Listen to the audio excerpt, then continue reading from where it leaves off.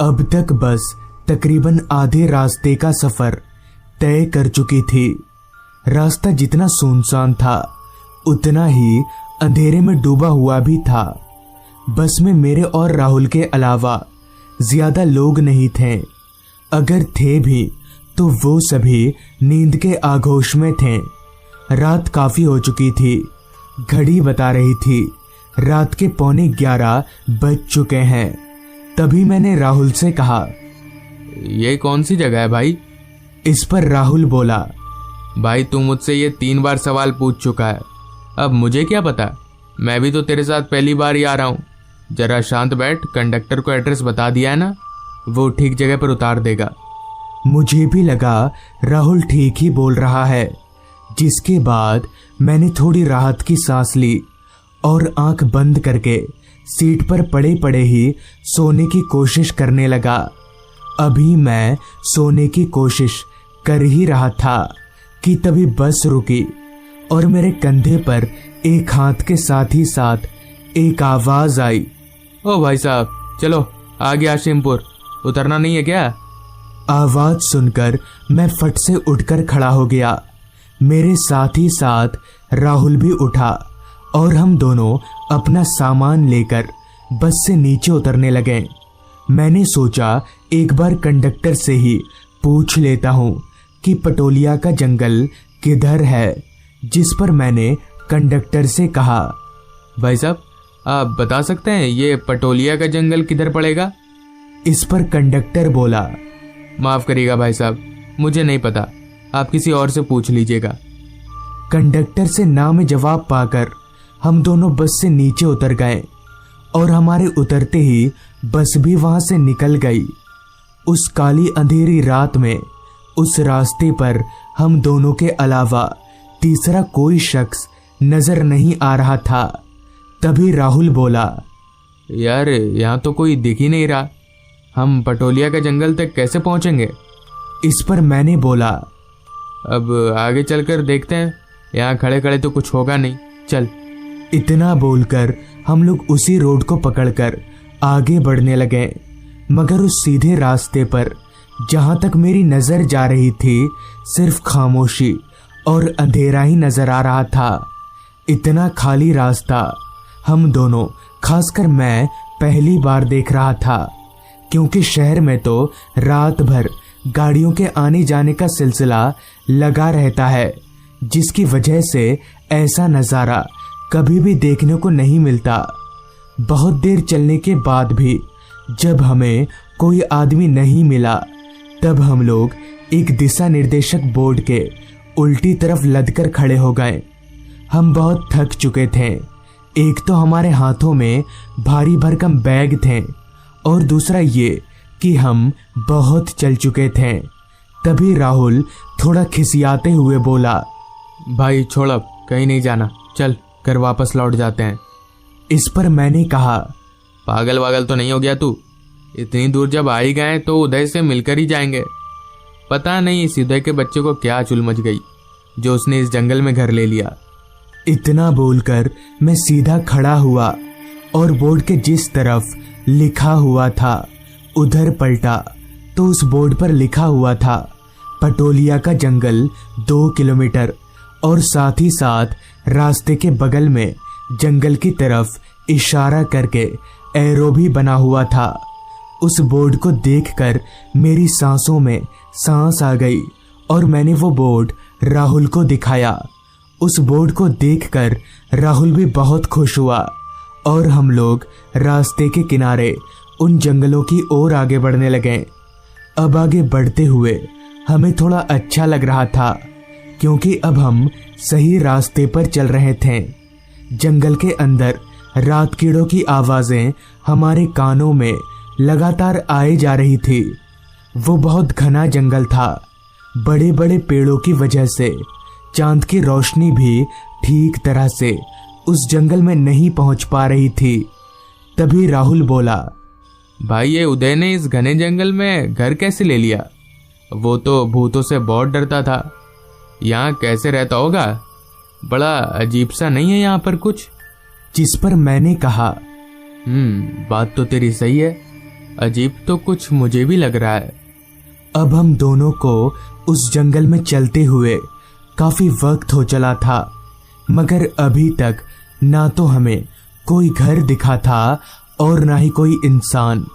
समझ नहीं आ रहा था आखिर उदय का घर है तो है कहाँ।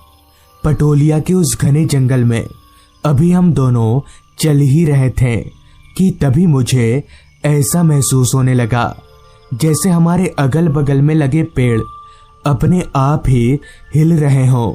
शायद ये बात अब तक राहुल भी नोटिस कर चुका था, तभी तो वो भी मेरी ही तरह उन पेड़ों को घूर घूर कर देख रहा था।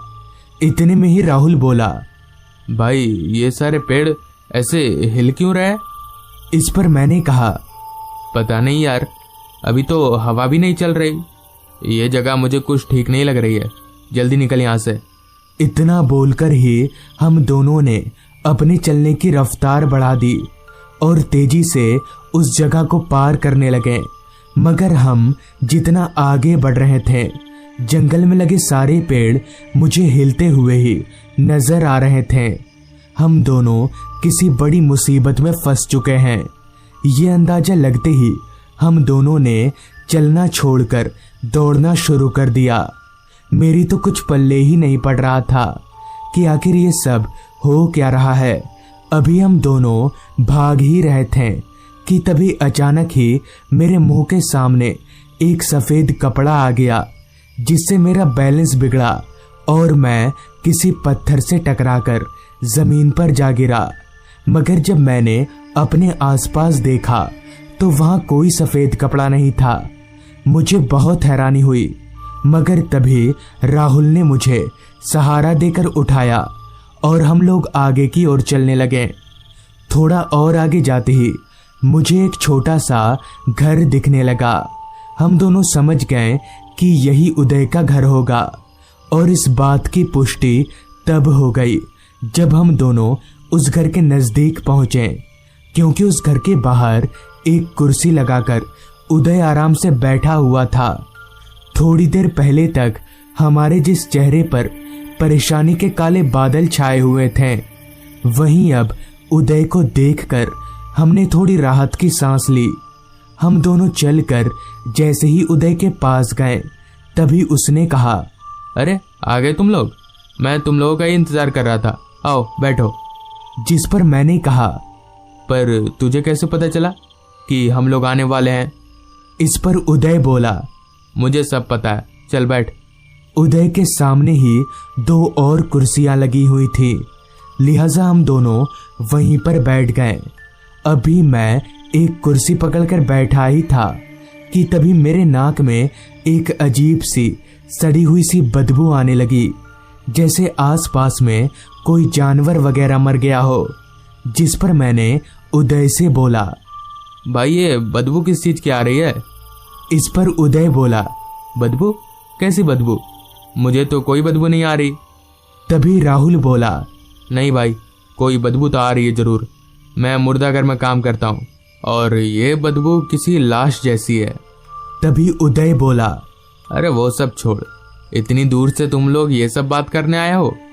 इस पर मैंने कहा, अच्छा भाई उदय, तू यहाँ अकेले कैसे रह लेता है? डर नहीं लगता तुझे? इस पर उदय बोला, डर नहीं, डर नहीं लगता। इस पर राहुल उदय से बोला, वाह, तू तो बड़ा बदल गया यार, पहले तो तू बहुत डरता था। इस पर उदय बोला, मैं नहीं डरता, पर मेरे इस घर में रहकर तुम लोग डर जाओगे, क्योंकि मेरे घर के उस तरफ एक कब्रिस्तान है जो मेरे घर की खिड़की से नजर आता है। तुम लोग उस खिड़की के पास 5 मिनट भी नहीं बैठ पाओगे। उदय की सारी बात सुनकर मैंने कहा, तू हमें डरा रहा है? ये काम तो हम दोनों अकेले जाकर भी कर सकते हैं। इतना बोलकर अभी मैं उदय के घर की ओर जा ही रहा था कि तभी उदय ने पीछे से मेरा हाथ पकड़ते हुए कहा, रुक, ये टॉर्च ले जा, तेरे काम आएगी। उदय का हाथ बर्फ की तरह ठंडा था, जो मैंने अपने हाथ पर साफ महसूस किया। मगर किसी जिंदा इंसान का हाथ इतना ठंडा कैसे हो सकता है? खैर मैंने उदय से बैटरी टॉर्च लिया और उस घर की ओर आगे बढ़ने लगा। बैटरी टॉर्च जलाकर मैं घर के दरवाजे पर पहुंचा, जो कि बस ऐसे ही बंद था। मैंने उस दरवाजे को खोला और अंदर दाखिल हुआ तो वो सड़ी हुई सी बदबू और तेज हो गई, जैसे वो बदबू इसी घर में से आ रही हो। खैर अपना नाक दाबकर अभी मैं आगे चल ही रहा था कि तभी मेरे चेहरे से कोई चीज टकराई। मैंने जब टॉर्च की लाइट को सामने की तरफ किया तो मैं दंग रह गया, क्योंकि अभी अभी जो मेरे चेहरे से टकराया था वो कुछ और नहीं बल्कि एक इंसानी शरीर का पैर था। वो शरीर फांसी से लटक रहा था। मैंने जब अपनी टॉर्च की लाइट को उस लाश के ऊपर अच्छे से मारकर देखा तो मेरी चीख निकल गई, क्योंकि वो लाश किसी और की नहीं बल्कि मेरे दोस्त उदय की थी। मेरी चीख सुनकर राहुल भागकर मेरे पास आया। उस लाश को देखकर राहुल भी हक्का बक्का रह गया। उस लाश को देखकर अभी हम उस घर से निकलने के लिए पीछे मुड़े ही थे कि तभी अचानक ही हमारे सामने उदय आ खड़ा हुआ। उदय को अपने सामने पाकर हमारे डर की कोई सीमा ना रही। हमें समझ नहीं आ रहा था कि अब क्या करना चाहिए, मगर तभी उदय बोला, मैं तुम दोनों को कुछ नहीं करूँगा, क्योंकि तुम लोग मेरे सच्चे दोस्त हो। जाओ, चले जाओ यहाँ से, ये जंगल ठीक नहीं है। इतना बोलकर उदय वहां से गायब हो गया और साथ ही उसकी लाश भी। फिर हम दोनों उस जंगल से बाहर निकल गए, मगर उदय की मौत कैसे हुई और उस रात वो सब क्या था, ये किसी को भी आज तक समझ नहीं आया। तो दोस्तों, ये थी आज की कहानी। अगर आपको ये कहानी अच्छी लगी हो तो चैनल को जरूर सब्सक्राइब कर लें। तो मैं आपका दोस्त आर्यन जल्द ही मिलूंगा आपसे ऐसी ही एक कहानी के साथ।